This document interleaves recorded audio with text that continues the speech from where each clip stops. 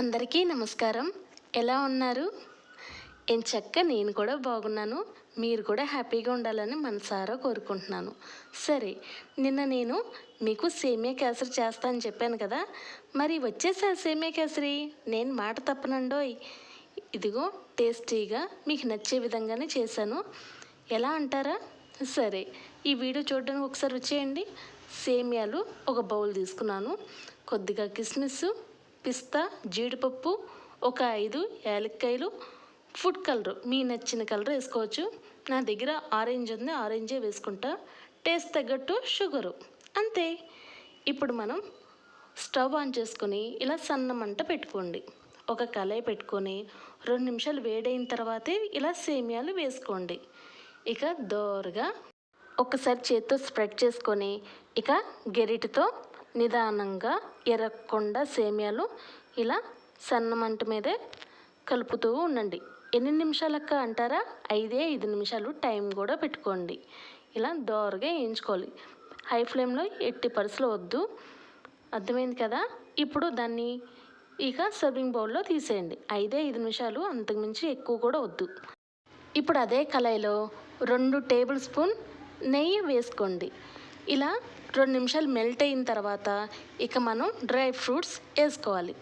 Dry fruits అంటే ఇలా కిస్మిస్లు, పిస్తా, జీడిపప్పు ఇలా ఓవరాల్గా ఒకే 2 నిమిషాల్లో ఇలా దోరగా వేయించుకోండి. హై ఫ్లేమ్లో వద్దని చెప్పాను కదా, అలాగే ఉంచండి. హై ఫ్లేమ్లో అసలు వద్దు. ఇలా దోరగా 2 నిమిషాలు వేయించుకోండి. ఈ కలర్లో వచ్చింది. తీసి వేరే ప్లేట్లో పెట్టుకోండి. కంప్లీట్గా తీసేయండి.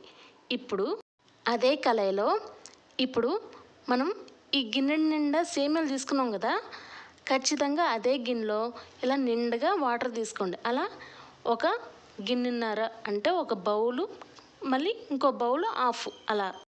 అర్థమైందా అండి? అంటే ఒక గ్లాస్ సేమియాకి 1 గ్లాసున్నర వాటర్. అర్థమైంది కదా ఇప్పుడైనా? సరే, ఇలా ఇక హై ఫ్లేమ్లో ఇలా బాగా మసలాలి. ఒక 2 నిమిషాల వరకు మసిలితే ఇలా వచ్చిద్ది. ఇప్పుడు మనం సన్నమంట పెట్టేసుకోండి. సేమియాలు వేసేటప్పుడు సన్న మంటలోనే ఉండాలి, లేదంటే హై ఫ్లేమ్లో పెడితే గెడ్డల్లా కట్టేస్తాయి. అందువల్ల సన్నమంట పెట్టుకొని నిదానంగా వేసుకుంటూ ఉండండి. ఇలా ఏది కలవకుండా ఇలా తిప్పుతూ 2 నిమిషాలు హై ఫ్లేమ్లో పెట్టేసుకున్నప్పుడు సేమియాలు వేయడం అయిపోయింది కదా. ఇక మనం దగ్గర పడిన తర్వాత షుగరు మీరు టేస్ట్ తగ్గట్టే వేసుకోండి. ఎంతైతే తినగలరో అంతవరకే వేసుకోండి. ఎగ్జాక్ట్లీ ఎక్కువ అవ్వాలి తక్కువ అవ్వాలని రూల్ లేదు. మీకు ఎంత తినగలరో అంతవరకు వేసుకొని ఇప్పుడు ఫుడ్ కలర్ వేసుకోండి. ఫుడ్ కలరు మీకు ఇష్టమైతేనే వేసుకోండి. లేదు అక్క మాకు ఇష్టం ఉండదు ఫుడ్ కలర్స్ అంటే అసలు అవాయిడ్ చేసేవచ్చు, ప్రాబ్లం అస్సలు లేదు. ఏంటంటే కొంచెం కలర్గా నీట్గా కనిపించిద్దని మాటే, కానీ అంత ఇంపార్టెంట్ ఏం కాదండి ఫుడ్ కలర్ అనేది. సరేనా? ఇక ఓవరాల్గా ఆ ఫుడ్ కలర్ మొత్తం కలిసేలా తిప్పుకొని ఇక మనం యాలక్కాయలు ఒక 5 తీసుకోమన్నాను కదా, దంచుకొని ఇలా వేసుకోండి. ఇప్పుడు డ్రై ఫ్రూట్స్ ఆల్రెడీ మనం వేయించుకున్నాం కదా, మొత్తం వేసేసుకోండి. ఇక మనకి దగ్గర అయిపోయింది కదా, ఇక స్లోగా తిప్పుతూ ఉండండి. సన్నమంట పెట్టుకోండి. ఇలా దగ్గర అవుతున్నప్పుడు సన్నమంట పెట్టేసుకోవాలి. మసిలేటప్పుడే మనం పెద్ద మంట పెట్టుకోవాలి. అర్థమైంది కదా? ఇప్పుడు మనం నిదానంగా చూసారా, నాకు ఎక్కడ అడుగు అంటకుండా నీట్గా పర్ఫెక్ట్గా వచ్చింది. మీకు నచ్చిందా? సేమ్ ఇంతేనండి. ఒక 10 నిమిషాలు చేసేవచ్చు.